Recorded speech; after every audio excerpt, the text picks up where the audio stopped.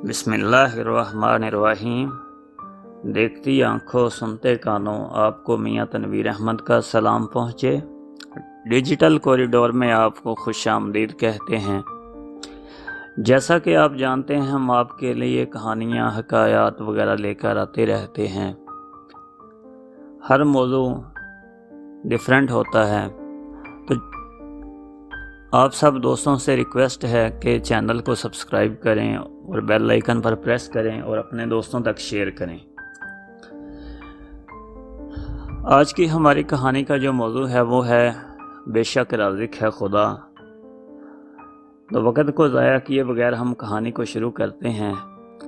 मैं हाजी साहब के वसीओ अरीज़ ड्राइंग रूम में बैठा उनका इंतज़ार कर रहा था। इधर उधर नज़र घुमाई तो देखा कि कीमती शो पीस, बेहतरीन ग्लोब, बड़ा सा रंगीन टीवी, खूबसूरत टेलीफोन और मसनूई बेलें दीवार से चिपकी हुई थी।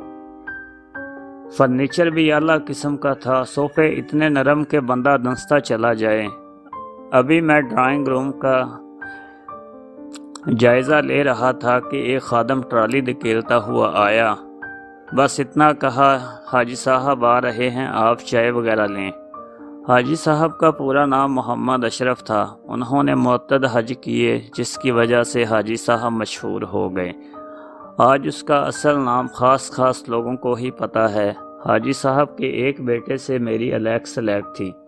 वो मेरा क्लास फेलो और बड़ा मुखलिस और अच्छा दोस्त था। कभी किसी फंक्शन या पार्टी में मुलाकात होती तो गिले शिकवों के ढेर लगा देता।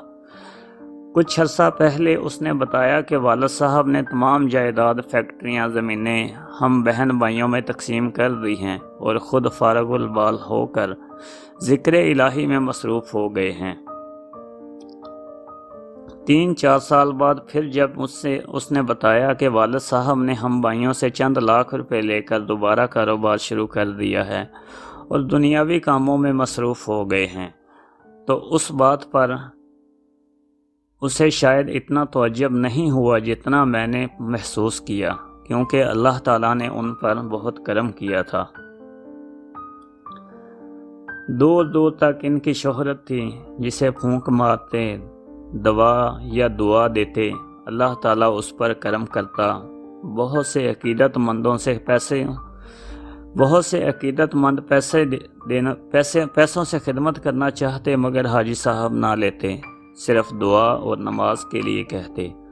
हम लिखने वालों में एक मर्ज़ होता है जिसे आम लोग नज़रअंदाज कर देते हैं। हमें हर बात की जस्तजू होती है, इसलिए अब मैं हाजी साहब से वक़्त लेकर इनके ड्राइंग रूम में बैठा था। कुछ देर बाद हाजी साहब तशरीफ़ लाए, बड़े इत्तेफ़ाक से। हाँ फरमाओ, कैसे आए हो? मिले और पूछा। मुझे आपसे मिलने का इश्तियाक था, इसलिए आया हूँ, मैंने कहा। हाजी साहब का चेहरा नूरानी, सफ़ेद दाढ़ी और सर पर उमामा बहुत भला लग रहा था। मैंने कहा, हाजी साहब, क्या वजह है कि पहले आपने तमाम जायदाद तकसीम कर दी, अल्लाह अल्लाह करने लगे, मगर फिर दुनियावी कामों में मसरूफ़ हो गए। बेटा, इसमें भी एक राज था और उस राज में भी एक राज है, हाजी साहब ने कहा। हाजी साहब ने कहा, बेटा, इसमें भी एक राज था और इसमें भी एक राज है, वो क्या है? मैंने पूछा। इससे पहले किसी मैं बेताबी से बोला। हाजी साहब मुस्कुराए और कहा, महफिल में ज़िक्र किया और आज कर रहा हूँ, सुनकर फ़ैसला करना कि आज फ़ैसला सही है या पहले वाला फ़ैसला सही था। एक दिन मैं अपने गोदाम में हिसाब किताब कर रहा था। देखा कि एक कुत्ता अपनी पिछली टांगें घसीट कर गोदाम में घुस रहा था। पहले तो ख्याल गुजरा कि इसे भगा दूं, फिर सोचा, एक तो ये ज़ख्मी है, दूसरा यहाँ पनाह की तलाश में आया है, लेकिन लिहाजा इसे कुछ ना कहा जाए। फिर अचानक ख्याल आया कि अल्लाह ताला राज़िक है, तो देखें इसे कैसे रोज़ी देता है, या ये भूखा ही मर जाएगा। ये सोचकर मैं एक तरफ बैठ गया। جب ہلکا سا اندھیرا چھا گیا تو حیرت انگیز منظر میرے سامنے تھا۔ ایک اور کتا منہ میں گوشت کا ٹکڑا دبائے آیا اور اسے کھلانے لگا۔ میرے منہ سے بے اختیار نکلا، سبحان تیری قدرت، اور میں گھر چلا آیا۔ اسی طرح وہ کتا کہیں سے کوئی نہ کوئی چیز لاتا رہا اور اسے کھلاتا رہا۔ اس کی ٹانگیں تو ٹھیک نہیں ہو سکی مگر زخم بھر گئے اور وہاں سے چلا گیا۔ اس واقعے کا مجھ پر ایسا اثر ہوا کہ جب اللہ تعالیٰ اس کتے کو بغیر کسی محنت اور تلاش کے رزق دے سکتا ہے تو وہ مجھے کیوں نہیں دے گا؟ بس میں نے سارا کاروبار جائیداد اپنے بچوں میں تقسیم کی اور اللہ تعالیٰ سے لو لگا لی۔ پھر آپ دوبارہ کیوں دنیا داری میں کے بکھیڑوں میں پڑ گئے؟ کیا آپ کا اللہ تعالیٰ پر یقین کامل نہیں رہا؟ میں نے حیرانی سے پوچھا۔ حاجی صاحب ہنس پڑے۔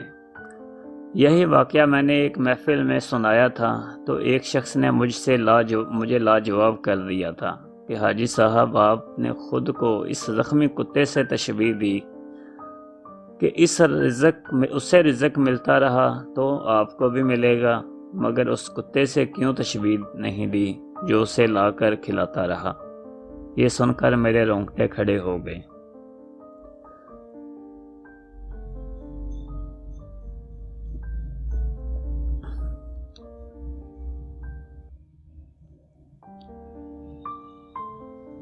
وسیلہ میں نے زخمی کتے کا سوچا، اس کتے سے تشبیہ کیوں نہ دی جو اس کو واقعی۔ بس اس دن میں نے اپنے بچوں سے چند لاکھ روپے لیے اور ایک کاٹیج انڈسٹری قائم کر دی۔ اس وقت غریب بستیوں میں درجنوں سے اوپر کاٹیج انڈسٹریز قائم ہیں جن میں غریب عورتیں اور بچیاں کام کر رہی ہیں۔ وہ اپنا رزق بھی کما رہی ہیں اور ساتھ مجھے دعائیں بھی دے رہی ہیں۔ میرے خیال میں یہ کسی بھی نفلی عبادت سے کہیں بہتر عبادت ہے۔ میرے اس وسیلے سے تقریباً 700 خاندان پل رہے ہیں۔ یہ سننا تھا کہ میری آنکھوں میں آنسو آ گئے۔ واہ مولا، ایک شخص کے وسیلے سے 700